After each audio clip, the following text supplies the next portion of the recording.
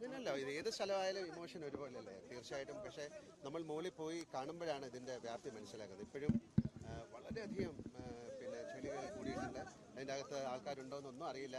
But നമ്മുടെ എല്ലാവരും, അവിടുത്തെ വോളണ്ടിയേഴ്സ് ആയാലും ഭക്ഷണം കൊടുക്കുന്ന ആൾക്കാരായാലും ഇതിൻ്റെ പുറകിൽ പ്രവർത്തിച്ച എല്ലാവർക്കും ഹൃദയത്തിൻ്റെ ഭാഷയിൽ ഞാൻ നന്ദി പറയാം. അതൊക്കെ തീർച്ചയായിട്ടും അത് എങ്ങനെയാണ് വരേണ്ടത്, അതാണ് ഞാൻ പറയുന്നത്. ഇന്ത്യ കണ്ട ഏറ്റവും ഒരു ദുരന്തങ്ങളിലൊന്നാണ്. തീർച്ചയായിട്ടും അത് മിസ്റ്റർ മേജർ രവി വിശ്വശാന്തി ഫൗണ്ടേഷൻ്റെ ഒരു ഡയറക്ടറാണ്. അദ്ദേഹത്തിന് എന്താ പറയാനുള്ളതെന്ന് കേൾക്കാം. അത് മാത്രമല്ല, അദ്ദേഹം ഇതുപോലുള്ള ഒരുപാട് കാര്യങ്ങൾ പ്രവർത്തിച്ച ആളാണ്. ആർമിയിൽ ഒരുപാട് വർഷം ഉണ്ടായിരുന്ന ആളാണ്.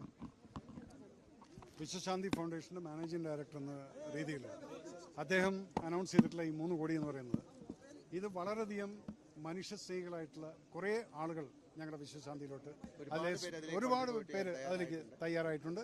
അതിലെടുത്ത് പറയേണ്ടത് ഡോഫ് കെറ്റിൽ ബോംബെയുടെ സുബോധ് മേനോൻ എന്നുള്ള വ്യക്തിയും അതുപോലെ തന്നെ ഓപ്പറേഷൻ രാഹത്ത് എന്നുള്ള ഒരു സിനിമയിൽ നിന്ന് അവരും കൂടി ചേർന്നിട്ട്.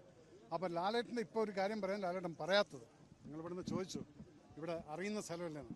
ഇപ്പോൾ അവിടെ നോക്കിക്കൊണ്ടിരിക്കുന്ന സമയത്ത് ആ മുണ്ടക്കൈയിൽ സ്കൂൾ കണ്ടപ്പം എന്നെ നോക്കിയിട്ടൊന്ന് കണ്ണ് നിറയുന്നത് ഞാൻ കണ്ടു.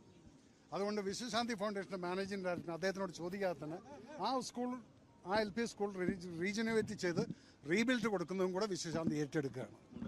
Mundakkai LP school. പിന്നല്ല, എനിക്ക് ഈ സ്ഥലം അറിയാം, ഞാനിവിടെ വന്നിട്ടുണ്ട്. എനിക്ക് കുറച്ച് കാര്യങ്ങളൊക്കെ അറിയാവുന്ന ആൾക്കാരുണ്ട്. ഞങ്ങൾക്ക് പണ്ടൊരു സ്ഥലം ഉണ്ടായിരുന്നു, അതിലെ ചില ആൾക്കാർ മരിച്ചു പോയിട്ടുണ്ട്.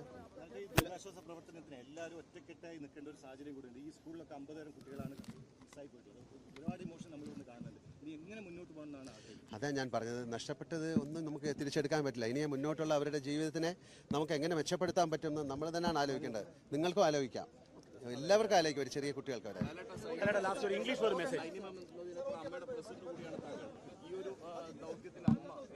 തീർച്ചയായിട്ടും അത് നമുക്ക് വേറൊരു കാര്യമല്ല. ആദ്യം അവരെല്ലാവരും തീരുമാനിക്കും. സൈന്യം പറഞ്ഞത് സംസ്ഥാന സർക്കാർ ആവശ്യപ്പെടുന്നത്രയും കാലം രക്ഷാപ്രവർത്തനത്തിലും ഈ